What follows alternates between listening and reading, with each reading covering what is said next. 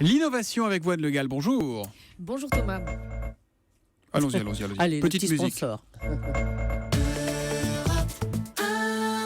Et donc on innove Et avec voilà. vous, Anne Le Gall. Il vient le sponsor ou il vient pas? Non, il a pas l'air de vouloir venir, donc on l'entendra plus tard. C'est une nouvelle invention mise au point par Google. Elle fait un peu froid dans le dos ce matin. Oui, le brevet vient d'être déposé il y a quelques jours. Il s'agit d'une lentille de contact qu'on injecte dans l'œil.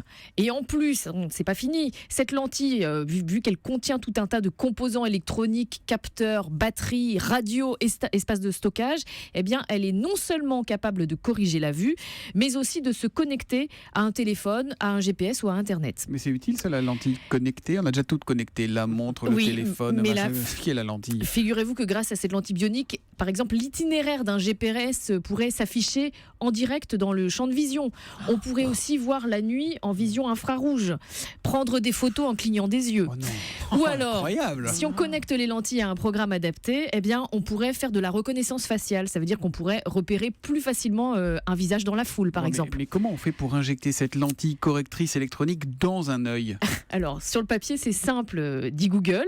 Il suffit d'injecter la lentille sous forme liquide au départ dans l'œil et le gel se solidifie à l'intérieur de l'œil à côté du cristallin. Le brevet déposé par Google ne donne pas tous les détails de fonctionnement de cette lentille bionique. Donc, ça laisse planer un petit peu des doutes sur la faisabilité Il faut médicale. entendre un petit ophtalmo là-dessus quand même. Hein, Ah, savoir ce qu'il en faut un dit. bon chirurgien quand même.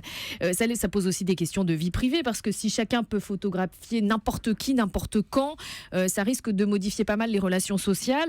Mais il faut noter que Google n'est pas la seule grande firme à travailler sur ces lentilles bioniques qui prennent des photos.